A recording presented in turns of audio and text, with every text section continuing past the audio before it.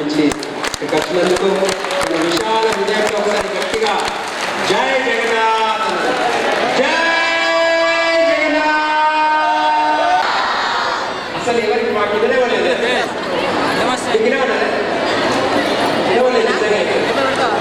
ఒక పశువు అయ్యి భగవంతుని పలికితే భగవంతుడు వైకుంఠ ధామం నుంచి పరిగెత్తుకుంటూ వచ్చాడు. సో మనము ఇక నిజామాబాద్ ఇద్దరు గంట నుంచి ఇక్కడ వినాయకుల నుంచి కూడా బయటకు. సో ఆల్ గ్లోరీస్ సార్ గారికి. సో ప్లీజ్ రెండు మాటలు ప్రొవైడ్. ఒక చరిత్ర మనము మర్చిపోలేని దినం.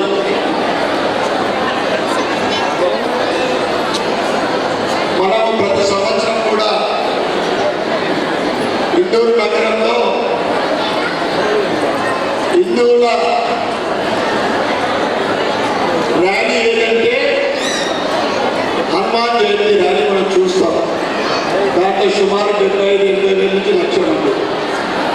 ఆ తర్వాత ఈరోజు ఒక చరిత్ర. వీధిలో జగన్నాథుడి రథయాత్ర ఇస్కాన్ వారి ఆధ్వర్యంలో, ముఖ్యంగా రామానంద రామస్వామి వారి ఆధ్వర్యంలో కనీవేనే రీతిలో కంటేశ్వరం నుంచి బయలుదేరి నగర పురోగతిలో గుండా ఒక ఉప్పెన. ఇదంతా కూడా హిందువుల ఐక్యత, రోజు రోజుకు ఐక్యతకు చిరునవ్వు. ఆ కృష్ణుడి ఆశీర్వాదము మనపైన, మన కుటుంబ సభ్యుల పైన నిండుగా ఉండాలని, కృష్ణుడి ఆశీర్వాదంతో, జగన్నాథుడి ఆశీర్వాదంతో, సుభద్రమ్మ ఆశీర్వాదంతో ఈ సంవత్సరము మంచి వర్షాలు పడి రైతులు మంచి పంటలు పండించాలని వేడుకుంటూ, మనం హిందువులందరం కూడా సౌమ్యులం. మనమందరం కూడా సనాతన ధర్మాన్ని పాటిస్తాం, హిందుత్వాన్ని గౌరవిస్తాం. కానీ కృష్ణుడి మతం ఏర్పడినప్పుడు, అవసరం ఉన్నప్పుడు కత్తి పట్టకుండా యుద్ధాన్ని చేయాలా, విజయాన్ని సాధించాలి. అది కృష్ణుడి నీతి. లేదా ప్రమాదం ఏర్పడినప్పుడు ఆ నీతి, లేదా ఇక్కడ ఉన్న మహిళా మనులందరూ కూడా వీరనారి ఝాన్సీ లక్ష్మీబాయి వాళ్ళని స్ఫూర్తిగా తీసుకొని కత్తి పట్టుకుంటారా, ఏదో ఒక నీతి మనం నేర్చుకున్నాము. అదేవిధంగా సోదరులందరూ కూడా భవిష్యత్తులో మన సోదరుల మీద కానీ, మన ధర్మం మీద కానీ ఏదైనా ప్రమాదం ఏర్పడ్డా, ఇబ్బంది ఏర్పడ్డా, మనమందరం కూడా ఛత్రపతి శివాజీ మాదిరి కత్తి పట్టుకోవాల్సిన అవసరం ఎంతైనా మీ అందరూ కూడా నేను తెలియజేస్తా ఉన్నాను. మనం ఎవరికి కూడా ఇబ్బంది పెట్టాం,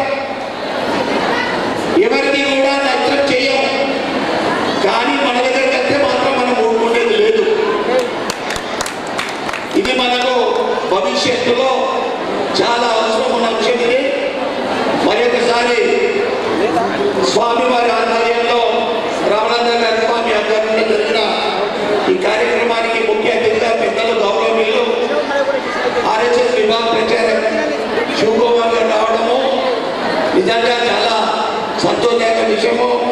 వారికి అభినందనలు తెలియజేస్తూ, మరి ఒకసారి ఈ కార్యక్రమంలో పాల్గొన్న మా అన్నదమ్ములకు, అక్క చెల్లెళ్లకు, చిన్నారులకు, యువకులకు, ఇందూరు నగర ప్రజలందరికీ కూడా నేను శుభాకాంక్షలు తెలియజేస్తూ, రాబోయే సంవత్సరం వరకు ఇంతకు రెండింతలు ర్యాలీ ఉండాలని నేను కోరుకుంటా ఉన్నా.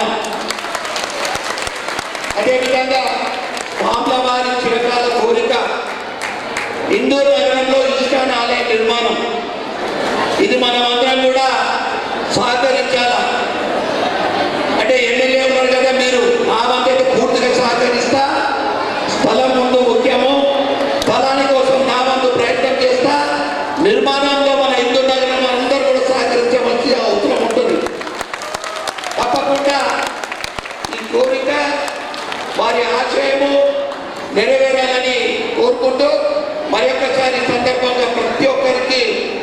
ఇస్కాన్ వారి ఆధ్వర్యంలో జరిగిన గొప్ప ర్యాలీలో పాల్గొన్న అందరికీ కూడా ధన్యవాదాలు, శుభాకాంక్షలు తెలియజేస్తూ భారత్ మాతాకి. ధన్యవాదాలు సార్. మీ అమూల్యమైనటువంటి సందేశాలు ఇచ్చినందుకు. జగన్నాథునికి కూడా స్థల సేకరణ ఇచ్చి ఆలయ నిర్మాణానికి మీరు చేయూతను అందిస్తానన్నారు. అది చాలా గొప్ప విషయం. ఆ జగన్నాథుడు మీకు ఇంకా అష్టైశ్వర్యాలను అనేక సంతోషాలను ఇవ్వాలని కోరుకుంటున్నాము. మా భక్తులందరి తరఫున కోరిక అది. మన ఎమ్మెల్యే సార్ ధన్పాల్ సూర్యనారాయణ గారు యాక్చువల్లీ ధన్పాల్ మన ఇందూరు పట్టణం యొక్క ధన్పాల్ సార్ తలుచుకుంటే స్వామి జగన్నాథ్కు ఒక ఆసన ప్లేస్ ఇవ్వచ్చు. ధన్పాల్ పేరు కూడా బిజినెస్ మ్యాన్, అతి గ్రేట్ బెస్ట్ లీడర్ మన ఇందూరు పట్టణంలో అంటే శ్రీ గౌరవనీయులైన ధన్పాల్ సార్ గారు. పేరులోనే అంత మహాత్యం ఉంది. సో స్వామివారు ప్రతి 3 సార్లు 3 రథయాత్రలు చేసినప్పుడు ఏమంటున్నాడు స్వామి యాక్చువల్లీ రావడము మళ్ళీ నాకు చోటు లేదు, నేను వెళ్ళిపోతున్నాను అని చెప్తా ఉన్నాను. సో మనం ఎప్పుడు రిటర్న్ రథయాత్ర చేస్తున్నాము, స్వామి ఇక్కడే ఉంచుకోవడానికి ప్రయత్నం చేస్తున్నాం, కానీ స్వామి అంటే నాకు ఉండడానికి ప్లేస్ ఇస్తలేరు మీ ఇంద్రుడి పట్ల వాసులు, నేనేం చేయాలి, వెళ్ళిపోతానని చెప్పి రేపు పొద్దున మళ్ళీ వెళ్ళిపోతున్నాడు జగన్నాథ్. సో డెఫినెట్లీ మీ అందరి సంకల్ప, సో ఇలాంటి మహాత్ముల యొక్క సహకరణ ఆ స్వామివారికి ఉండాలి. సో ప్లీజ్ మీరందరూ కొంచెం స్వామివారికి ఒక ఆశలు ఉండడానికి ఒక ప్లేస్ అంటూ ఉంటే డెఫినెట్లీ ఆ స్వామివారు ఎవరైతే స్వామివారికి ఇక్కడ ఈ భౌతిక లోకంలో ఒక స్థానం అంటూ ఇస్తే, స్వామివారు స్కంద పురాణాలు ప్రామిస్ చేశారు, తన శాశ్వతమైన లోకంలో పర్మనెంట్ మనకు ఇల్లు రెడీ చేసి పెడతాడు. ఇది సత్యం, పరమసత్యం. బట్ డెఫినెట్లీ ఆ రోజు చాలా దూరంలో లేదు, అతి దగ్గరలోనే ఉంది. అందరి హృదయాలు ఆయన కలిగిస్తా ఉన్నాడు. సో మీ అందరికీ చాలా చాలా కృతజ్ఞతలు. వన్స్ అగైన్ శ్రీ గౌరవనీయులైన ధన్పాల్ సూర్యనారాయణ గారికి నా హృదయపూర్వకంగా నేను భగవంతుడికి ప్రార్థిస్తాను. ప్రభుజీకి ఇలాంటి మహాత్ములకు మంచి ఆరోగ్యం వచ్చి ఉండి ఒక ఆదర్శనీయ ఒక నాయకుడు, ఒక ఆదర్శనీయ తండ్రి ఆల్రెడీ, ఆదర్శనీయ నాయకుడు ఆల్రెడీ, ఇంకా ఉన్నత స్థితికి ఎదుగుతూ ఎల్లవేళలా భగవంతుని యొక్క స్ఫూర్తి ఉంటూ ఆ యొక్క జీవిత ఆనందమయంగా కొనసాగించాలని మరొకసారి గట్టిగా ప్లీజ్ జగన్నాథ్ని ప్రార్థించండి. ఎందుకంటే స్వామి వారి యొక్క సంపర్కంలో మనం ఉన్నాం కాబట్టి. జై జగన్నాథ్. అందరికీ సమయం ఇచ్చాడు, సాంగత్యం ఇచ్చాడు. మళ్ళీ ప్రభుజీకి యాక్చువల్లీ ఆరోగ్యం బాగా లేకుండా సహకరించకుండా ఈరోజు వచ్చి ఈ యొక్క మన జగన్నాథ్ రథయాత్రలో పాల్గొన్నందుకు, సో మీరందరూ విశాల హృదయంతో ఇలాంటి మహాత్ములు ఆరోగ్యం మంచిగా ఉండి ఇంకా ఆదర్శనీయంగా మన సనాతన ధర్మాన్ని కాపాడుతూ ఇంకా ముందు ఎంతో నవయువకుల్ని ఒక సరైన మార్గంలో, క్రమశిక్షణలో, ఆధ్యాత్మిక మార్గంలో, మన సనాతన మార్గంలో కొనసాగించాలని చెప్పి మీరందరూ ఒకసారి జగన్నాథ్ శ్రీ శివకుమార్ గారి గురించి జగన్నాథ్ ప్రార్థించండి. సో ఒక్కసారి అంటే వినడు, 2 సార్లు అంటే వినడు, 3 సార్లు అంటే డెఫినెట్లీ వినడు. అందుకనే కోర్టులో ఏమంటారు, order no response, order no response. Order అంటే ఏమంటుంది, కన్ఫర్మ్. అందుకనే భగవంతుడు శాస్త్రంలో కూడా ఏమని చెప్తున్నాడు, కలవు నాస్తేవ గతిరణ్యత.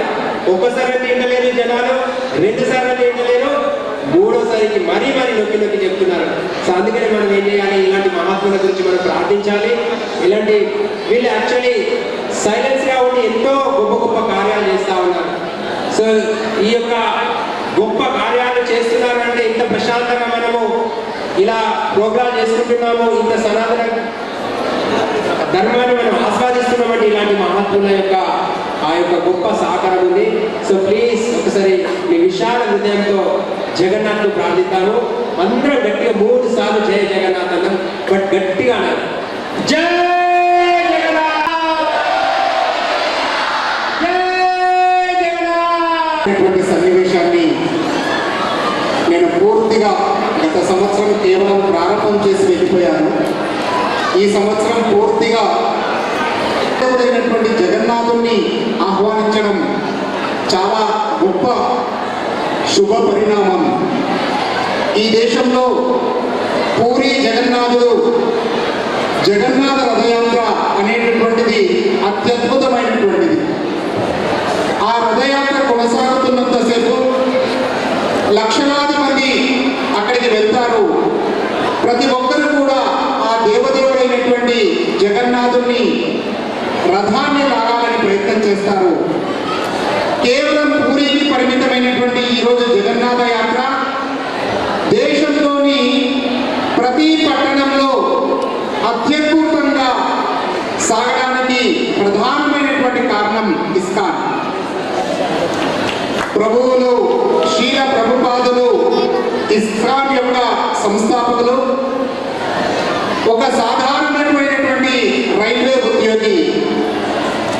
వారు భాగవతాన్ని ఆంగ్లంలో రాసి ప్రపంచమంతా పరిచయం చేశారు. 1956లో అమెరికాకు వెళ్ళి ప్రపంచంలోని అనేక దేశాల్లో ఇస్కాన్ను ప్రారంభించారు. తిరిగి 1977లో తిరిగి భారతదేశానికి వచ్చి బృందావనంలో, మధుర దగ్గర ఉన్నటువంటి బృందావనంలో వారి యొక్క తనువును చాలించారు.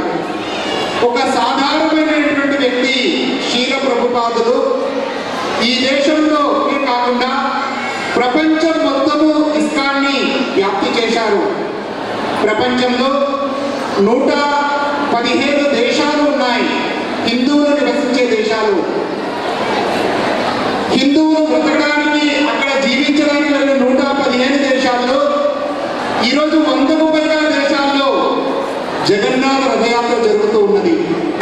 ఇది గొప్ప విశేషం. ప్రపంచమంతా కూడా అరబ్బు దేశాల్లో కూడా జగన్నాథ రథయాత్ర జరగడం అనేటటువంటిది చాలా గొప్ప విశేషం. శ్రీల ప్రభుపాదులు నిర్మాణం చేసినటువంటి ఈ గొప్పనైనటువంటి ఈ మహాయజ్ఞాన్ని భారతదేశంలో పూరిలోనే కాకుండా దేశవ్యాప్తంగా ప్రతి పట్టణంలో ఈ కార్యక్రమాన్ని తీసుకెళ్లారు. కేవలం పట్టణాలకే కాకుండా రాబోయే రోజుల్లో గ్రామాన కూడా ఆ దేవదేవుడు జగన్నాథుని యొక్క రథయాత్రని నడిపించి మనందరికీ కూడా ఆ దేవదేవుణ్ణి, ఆ రథాన్ని లాగేటటువంటి అదృష్టాన్ని కలిగించాలని మనమందరము ఆ జగన్నాథుని ప్రార్థిద్దాం.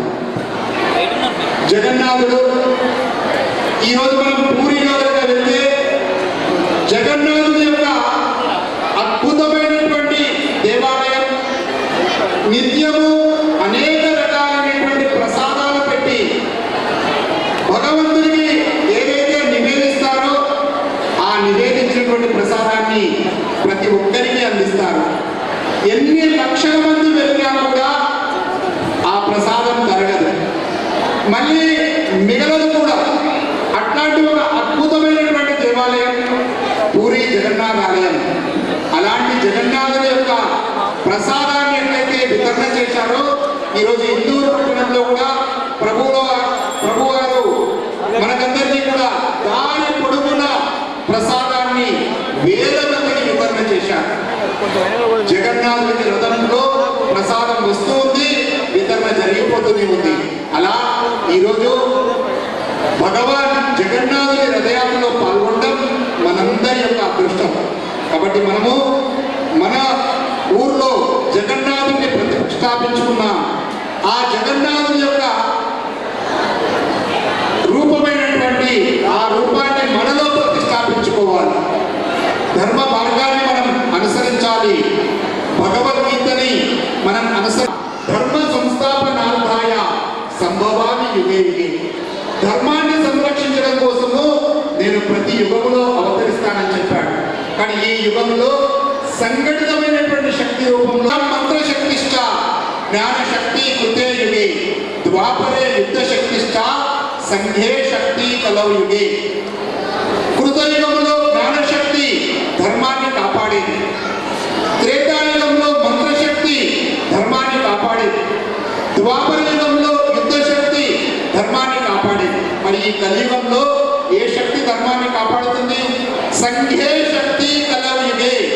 సంఘటితమైనటువంటి కార్యశక్తి.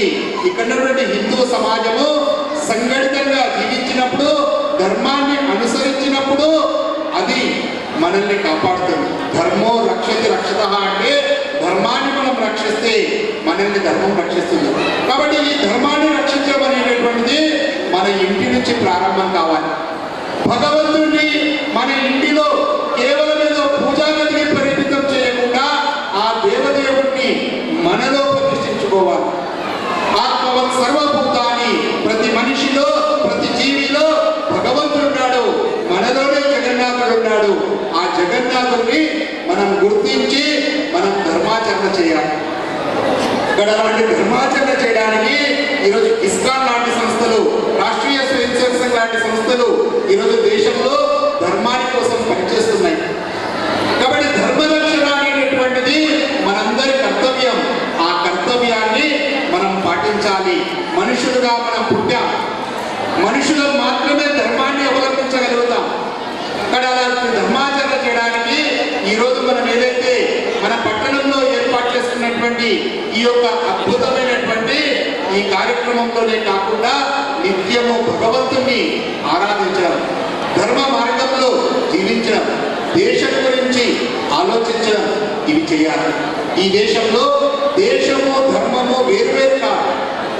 దేశము ధర్మము అనేటటువంటివి రూపాయి నాణానికి బొమ్మ బుక్స్ లాంటివి. ధర్మము లేకుంటే దేశము లేదు, దేశము లేకుంటే ధర్మము లేదు. కాబట్టి అలాంటి ధర్మాన్ని పాటించేటటువంటి మనము గ్రామాన భగవంతుని మనం ప్రతిష్టాపన చేసుకొని, భగవంతుడు ఎక్కడో లేడు, మనలోనే ఉన్నాడు. అలాంటి భగవంతుని మనం ప్రతిష్టాపన చేసుకొని ఈరోజు ఈ అద్భుతమైన కార్యక్రమంలో పాల్గొన్నాం. చాలా సమయము అయిపోయింది కాబట్టి మనమందరం కూడా దాన్ని గుర్తించి భగవంతుని మనలో ప్రతిష్టాపించుకొని మనం ఈ ధర్మాన్ని ఆచరించాలి. ధర్మాన్ని ఆచరించినప్పుడే ధర్మం నిలబడుతుంది. కాబట్టి కేవలం మనకున్నటువంటి సంప్రదాయాలు, జీవన విధానాలు ఇవన్నీ కూడా మన వ్యక్తిగత జీవితంలో, మన కుటుంబంలో ఈ దేశం యొక్క గొప్పతనము త్యాగం, సేవ, సమర్పణ. కాబట్టి త్యాగమైన జీవనం. మనం మన ధర్మం కోసం, దేశం కోసం జీవించాలి. కానీ ప్రతి ఒక్కరికి సేవ చేయాలనే భావన మనందరం కలిగి ఉండాలి.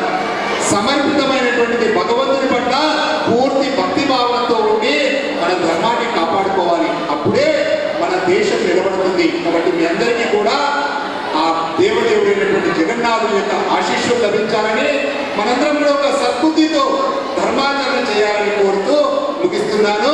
జై జగన్నాథ్, జై జగన్నాథ్, జై జగన్నాథ్.